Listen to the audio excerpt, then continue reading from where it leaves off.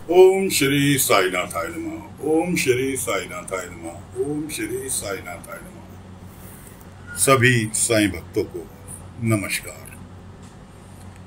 कथा प्रारंभ करते हैं। पिछले भाग में आपको सुनाया था कि हंसराज और देवकी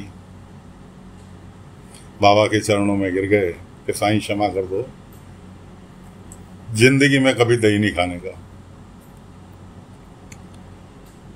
सब अपने अपने घर चले गए। कुछ ही देर बाद बाईजामा खाना लेकर बाबा के लिए आ गए। बाबा की चोट लगी हुई थी क्योंकि हंसराज ने बिल्ली समझकर डंडे से बिल्ली को मारा था। उसे नहीं पता था कि बिल्ली के रूप में बाबा स्वयं मौजूद हैं। अब चोट तो बाबा को आनी थी। बाबा कहने लगे, बाईजामा अभी थोड़ी देर पहले तो आप गई हो और तुरंत खाना लेकर आ गई, अरे तात्या को भेज देती।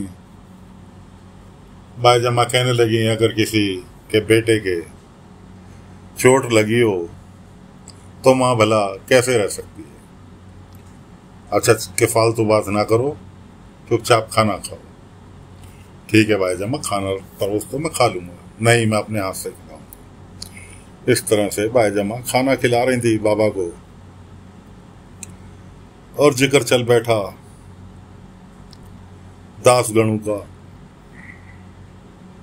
बाईजामा कहने लगी, दासगणु बहुत दिन से नहीं शिरडी आए, क्या गाते हैं।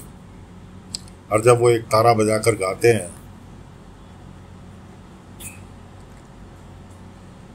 तो वह आवाज अगर उनकी सीधा हाथ है तो एक तारा उनका उल्टा हाथ है। ऐसा कॉम्बिनेशन दोनों का आपस में।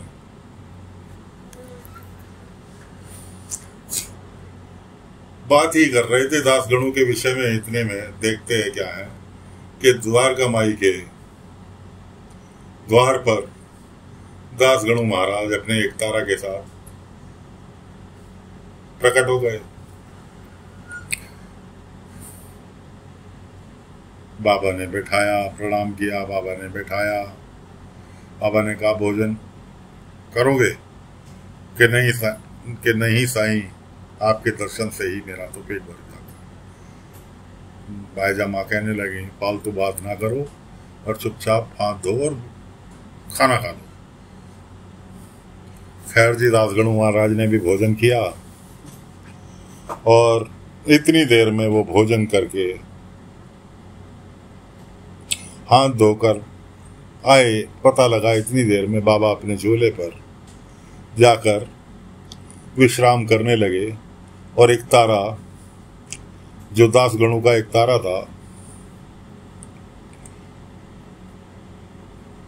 वो अपने सिरहाने रख लिया झूले पर ही। अब दासगणु ने आकर देखा तो कहने लगे, अरे इतनी जल्दी साईं सो कैसे गए, और वो भी एक तारे पर से रख कर। खैर जी, कुछ देर बाद दासगणु भी लेट गए।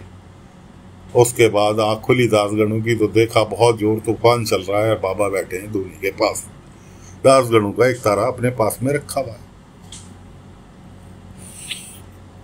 असल में दासगणु जो आए थे, शिरडी में उनका आगमन हुआ था। शिरडी के ही बराबर में साकोरी गांव में, वहां पर कीर्तन था और दासगणु महाराज को उस कीर्तन का न्योता था कि कीर्तन एक तरह से दासगणु महाराज ने ही करना था।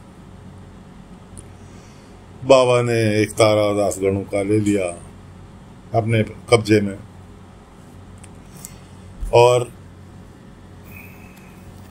दासगणु महाराज ये कह बैठे थे बाबा से कि साईं, इससे एक तारे के बिना मैं अधूरा हूं।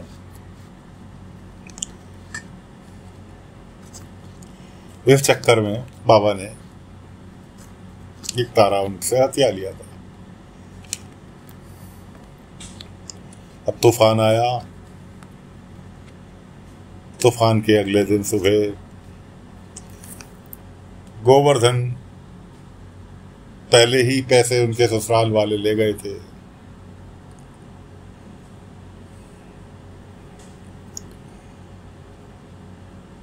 अगले तूफान के अंदर पता लगा सवेरे को उनके बेटे ने जाकर देखा, गणेश ने, कि उनकी सारी फसल तूफान और बारिश की वजह से बर्बाद हो गई। घर में मातम का माहौल। उधर उनकी बेटी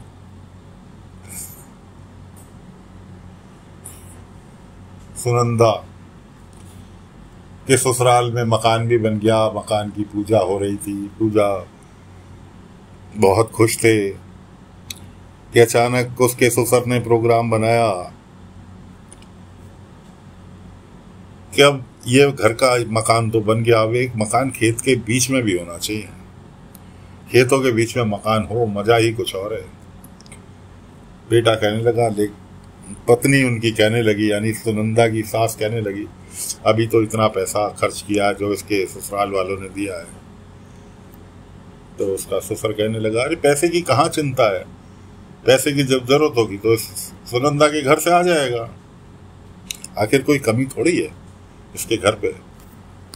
सुनंदा रोने लगी कि ससुर जी, फिलहाल मेरे परिवार में अब पैसे की मांग मत करना, फिलहाल वो लोग अब नहीं दे पाएंगे। इस तरह से नोकझोंक हो रही थी। नोकझोंक के चलते चलते पूरे परिवार ने फैसला किया, चलो अब की बार हम सब साथ चलते हैं, और अगर ये पैसे नहीं लेके आई तो इसको वहीं छोड़ जाएंगे। निकल लिए जी सारे के सारे शिरडी के लिए। शाहपुर गांव में रहते थे वो लोग, शिरडी के ही नजदीक में है शाहपुर गांव, वहां रहते थे। निकल लिए, पहुंच गए।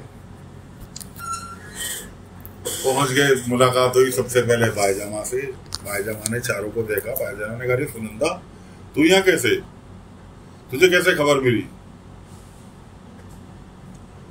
कैसी खबर? अब सुनंदा के चौंकने की बारी थी। जैसे जैसे तेरे पिता का नुकसान हो गया, सारी फसल बर्बाद हो गई, बर्बादी की कगार पे पहुंच गए। खैर फिलहाल घर जा, उनकी यहाँ तसल्ली दे, और वापसी लौटते समय सभी लोग मेरे यहाँ मिलके जाना। और सुनंदा अपने ससुराल वालों से कहने लगी कि अब भी कह रही हूँ मत जाओ, वो इस वक्त परेशानी में है, तुम्हारी कोई मदद नहीं कर पाएंगे। उसका पति कहने लगा, हाँ हाँ ठीक है, तुम्हारी बात मान ली, हम लोग जा रहे हैं वापिस, हम तुम्हारे घर नहीं जा रहे, और तुम आराम से रहो अपने पियर वालों के साथ, और जब उनकी हालत सुधर जाए तो हमें चिट्ठी लिख देना, हम आ जाएंगे तुम्हें लेने, तो वो मदद भी करने लायक हो जाएंगे और तुम्हें हम ले भी जाएंगे। कि अब बताओ हम जाएं या तुम्हारे घर चले जाएं। अब बेचारी सुनंदा क्या करती, मजबूरी वश ने कहा चलो भाई, जो होगा देखा जाएगा। पहुंच गए सुनंदा के घर। सुनंदा के घर पहुंच गए। सुनंदा के परिवार वाले, माता पिता भाई, सब देख के चौंके।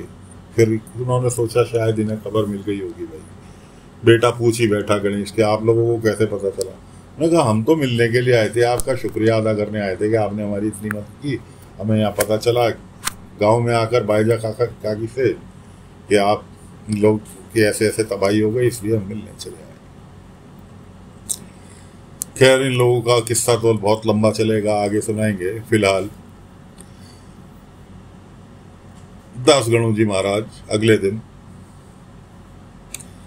बाबा भिक्षा के लिए गए, और दास गणू जी महाराज इतने बेचैन कि आखिर साकोरी का कीर्तन होगा तो होगा कैसे? साईं ने एक तारा तो अपने कब्जे में ले लिया, अब मैं कीर्तन कैसे कर पाऊंगा?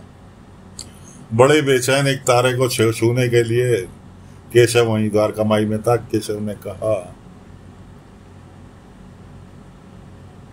कि गणू जी तुम्हें पता है ना, साईं ने कुछ सोचकर ही तुमसे एक तारा छीना है, और साईं ने यह भी कहा है कि जब इसकी जरूरत होगी तब तुम्हें मिलेगा, इससे पहले तुम्हें एक तारा नहीं मिलेगा।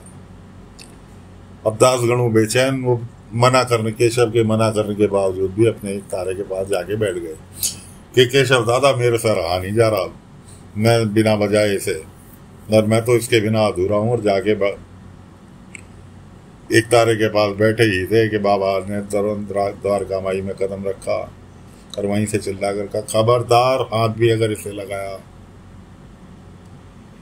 जिस चीज के लिए मना कर दिया, मना कर दिया। अब दासगणु महाराज डर के मारे उठ के खड़े हो गए बाबा के आगे हाथ जोड़ के कि साईं, साकोरी गांव में कीर्तन है, मैं कैसे कर पाऊंगा। बाबा ने कहा, जब जरूरत महसूस होगी तो तुम्हें लौटा दिया जाएगा, जरूरत महसूस नहीं हुई तो इसे तोड़ के फेंक दिया जाएगा, लेकिन तब तक तुम इसे हाथ नहीं लगाओगे। कि दुनिया को मोह का पाठ पढ़ाते फिरते हो और खुद इस एक तारे से इतना मोह कि इसके बिना कीर्तन नहीं कर पाओगे। इसलिए जब तक मेरी आज्ञा नहीं होगी तब तक तुम इस एक तारे को हाथ नहीं लगाओगे।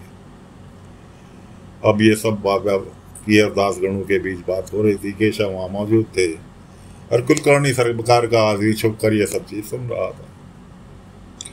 उसने कुलकर्णी सरकार को जाकर बताई कि सरकार, ऐसे ऐसे दासगणों का एक तारा छीन लिया फकीर ने और बड़े रौब जमा रहा है उस पर कि एक तारा नहीं मिलेगा। सरकार कुछ करो, बहुत दिन से आप बाहर थे।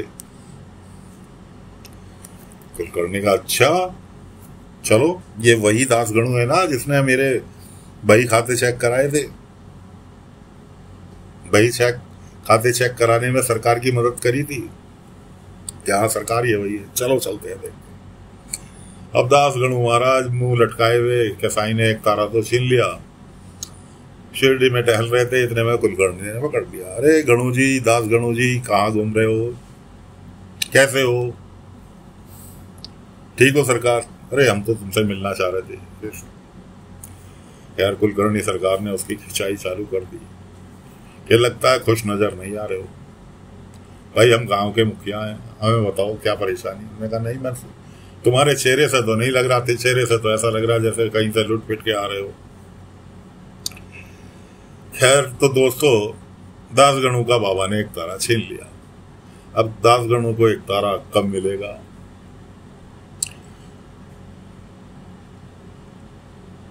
ये तो बाबा जाने। अगले अंक में देखेंगे कि बाबा ने एक तारा दिया कि नहीं दिया। और सुनंदा के माता पिता गोवर्धन जी क्या व्यवहार करेंगे सुनंदा के ससुराल वालों के साथ, अगले अंक में लेकर फिर हाजिर होंगे। तब तक के लिए आज्ञा दीजिए। ओम साई राम, ओम साई राम।